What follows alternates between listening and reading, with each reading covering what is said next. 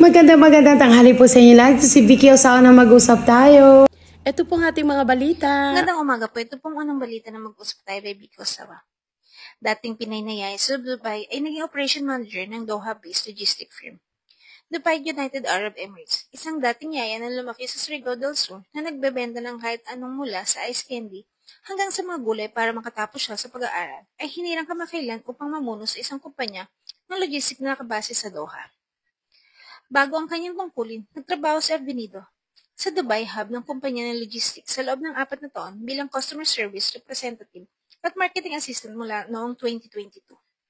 Ang katarang una niyang sangay ng kumpanya, mayroong humigit kumulang 300,000 Pilipino sa bansa. Dumating si Avenido sa Dubai noong April 2007. Ang una niyang trabaho na nakuha niya sa paglalagay ng ahensya ay bilang yaya ng isang expat na pamilya. Nagpatuloy ito sa loob ng 8 taon pagkatapos ay lumipat siya sa ibang pamilyang expat sa loob ng 1 taon.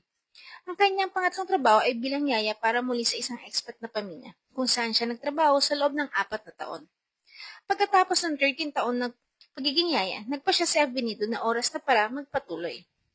At kaya ang customer service at marketing assistant na trabaho sa kumpanya ng logistic kung saan hinahasa niya ang kanyang interpersonal na kasanayan sa pakikitungo sa mahihirap na tao sa ibang banda, habang nag-level up sa pamamagitan ng pagkuha ng 8 kurso sa kabilang banda, kabilang logistic, basic psychology at business management bukod pa sa iba.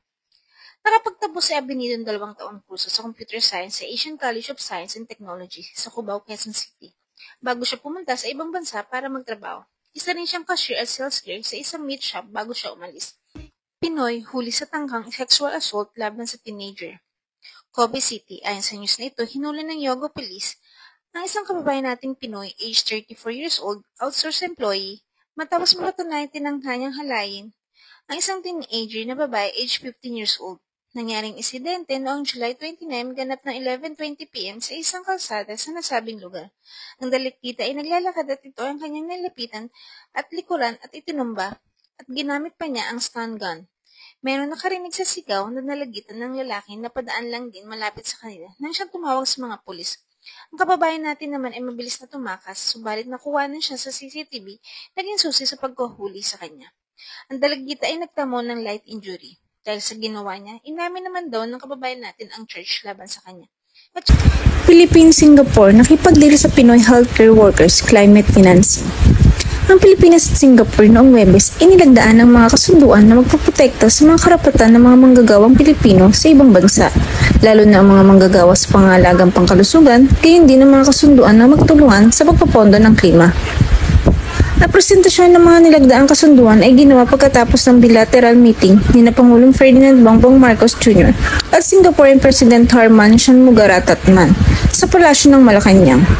Nasa Pilipinas si Shanmugaratnam para sa 3 araw na pagbisita. Sinabi ni Marcos na ang Memorandum of Understanding on the Recruitment of Filipino Healthcare Workers ay magtitiyak na magkakaroon ng balanse sa pagitan ng pangangailangan ng healthcare sector ng dalawang bansa. Sa pamamagitan ng MOU na ito, ipinahayag namin ang aming pagtitiwala sa legal at judicial system ng Singapore na magtitiyak na ang mga karapatang kapakanan at kapakanan ng ating mga kababayang OFW ay mapoprotektahan sa kanilang pagpupursige sa kanilang karera sa Singapore, Marcos said. Binanggot din niya ang paglagda sa Memorandum of Understanding for Collaboration on Carbon Credits under Article 6 of the Paris Agreement sa pagitan ng Department of Environment and Natural Resources at ng Ministry of Trade and Industry ng Republic of Singapore. Vietnamese na lalaki na tagpuang patay na lumulutang sa dagat, Hokkaido, Otaru City. Ayon sa news na ito, isang Vietnamese na lalaki aged 27 years old ang natagpuang patay at lumulutang sa dagat sa nasabing lugar noong August 14 ganap ng 9:30 a.m. Kasamang ilang niyang mga kaibigan, ang lalaki ay pumunta sa dagat upang lumangay noong August 11, subalit ito ay biglang nawala sa kanilang paningin at hindi na nakita. Sinubukan siyang hanapin, subalit hindi din nakita ng mga rescuer. At noong August 15 ay may nakakitang bangkay nito na nakalutang sa dagat mahigit 450 meter ang layo sa Pampang. Na-identify nila ito na ang lalaking nawawala noong August 11. Pamilya ng 2 Pinay OFW na namatay sa Saudi Arabia humingi ng tulong sa government. Humingi ng tulong sa gobyerno ang pamilya ng 2 Pinay overseas Filipino workers para matuklasan ang pangyayari naging sanhi ng kanilang pagkamatay sa Saudi Arabia. Si Si Jelyn Arguson ay na-deploy sa Saudi Arabia noong Hunyo 16, ngunit pagkatapos ng isang linggo, sinabi niya sa kanyang asawa na siya ay nakakaranas ng pagmamaltrato mula sa kanyang amo. Nung pagkalipat niya po sa ibang bahay, kinuha daw po ang passport niya. Di daw magandang ugali ng amo niya. Minsan daw nagkakape siya, tinapon ng tasa niya, husband Triel Arguson said. Nung lumipat siya sa ibang bahay, kinuha nila ang kanyang pasaporte. Hindi mabuting amo niya. One time nagkakape siya, hinagisan niya ng tasa. Nagtungo sa recruitment agency ang pamilya ni Jelyn matapos na hindi na nila ito makontak simula noong Hunyo 28. Sinabi ni Janice Falcon, presidente ng Insana International Placement Agency, nang tawagan nilang employer, sinabi nilang maayos na si Jelyn at babalik na ito sa opisina. Ngunit hindi nasiyahan si Senate Committee on Migrant Workers Chairman Senator Rapi Tulfo sa sagot ni Falcon. Pinagsabihan sila sa hindi pag-abot sa Philippine Embassy at mga otoridad ng Saudi. Tumunog din ang pamilya ni Jelyn sa Overseas Worker Welfare Administration noong Hunyo 19. Sinabi ni OWA Administrator Arnel Ignacio na nakikipag-ugnayan ito sa recruitment agency, kaya naman nakasagot ito sa pamilya ni Jelyn. Noong July 29, nakatanggap ang pamilya ng balita na pumanaw na si Jelyn dahil sa cardiac arrest. Ang resulta ng autopsy ni Jelyn ay natural death ang lumabas. Hindi po natin tinatanggap ito kaya't ang next course of action is an autopsy here in the Philippines. Meron po ako ring ulat tungkol sa mga nakatanaw ng katawan ni Jelyn at buong-buong kanyang katawan. Therefore, an autopsy in the Philippines is very feasible through the NBI, National Bureau of Investigation, Department of Migrant Workers Secretary Hans Gaktak. The autopsy result was in the Jelyn died of natural death. We not accept this, so our next course of action is to conduct an autopsy in the Philippines. We received a report that the body of Jelyn is intact. Kaya naman autopsy sa Pilipinas ay very feasible sa pamamagitan ng NBI National Bureau of Investigation o huli sa pagdadrive ng lasing.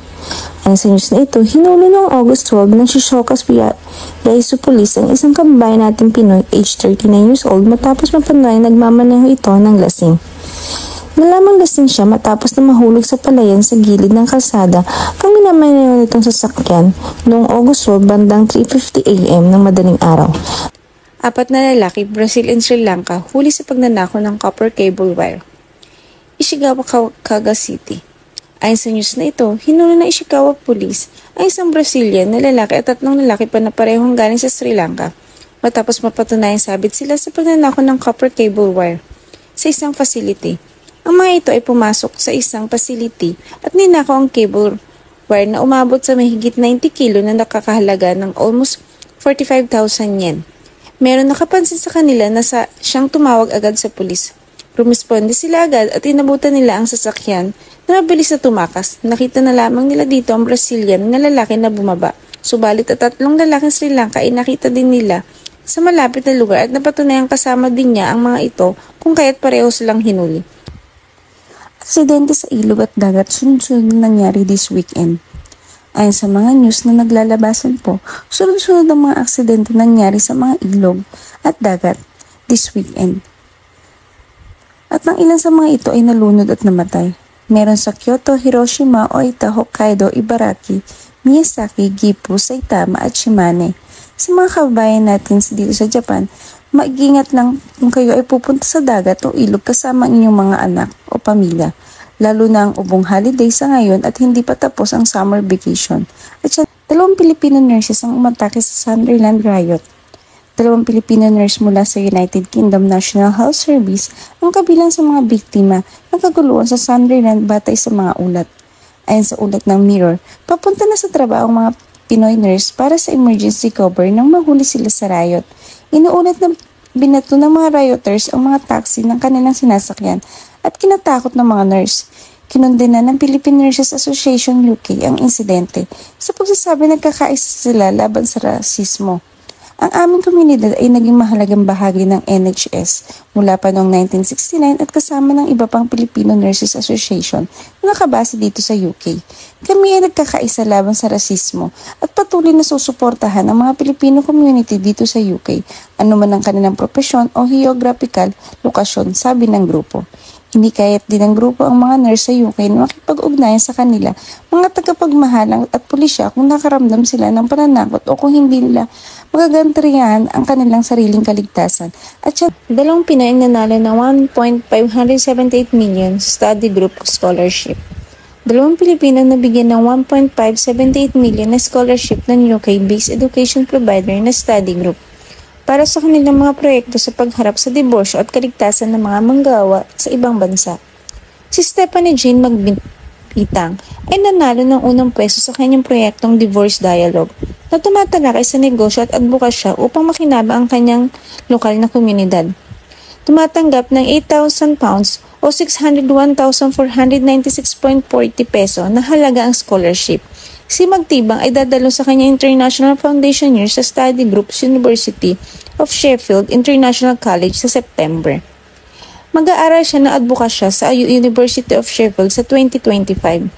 Samantala, si Crecia San Angel ay nabigyan ng 7,000 pounds o 526,309.35 na halaga na scholarship nang siya ay pumangalawa.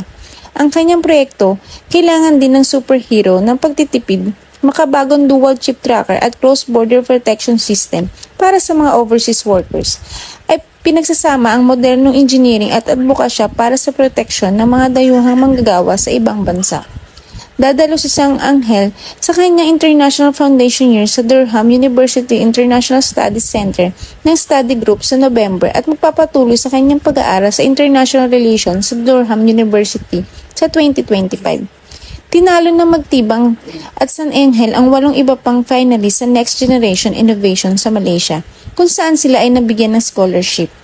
Ang Next Generation Innovation ay isang inaugural na international na kompetisyon na mag-aaral ng study group na naglalayong mabigay ng pagkakataon para sa mga hinihimok na mag-aaral na makakuha ng scholarship para sa kanilang mas mataas na edukasyon sa UK. 2 Sri Lankan na lalaki huli sa pagnanakaw ng motorbike. Ayon sa news na ito, hinuli ng Kyoto Police ang 2 lalaki na parehong Sri Lankan matapos mapatunayang ninakaw nila ang mamahaling motorbike nagkakahalaga ng more than 30 lapad. Lumabas sa investigasyon ng mga pulis na noong June 18, ganap ng 1 a.m. Tinangay nila ang isang motorbike na nakapark sa residential area. Ito ay kanina isinakay sa crewman na dala nila. Ito ay kanilang binabaklas at pinapadala ang mga parts sa kanilang bansa upang doon ibenta. Inaman din ng mga ito ang kanilang ginawa at ayon sa mga ito, ginagawa nila ang pagnanakaw upang magkapera na magamit nila sa pang-araw-araw. More than 100 na motorbike na daw ang kanilang nanakaw. At yan pong huling balita na mag-usap tayo kay Vicky Osawa. Good morning! Ito po ang ating special offer, sinangag ng mani at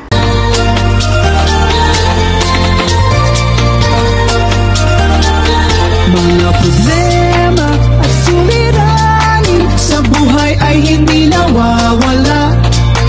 Tanging kailangan ibay ng puso upang ikaw ay di maging kawawa.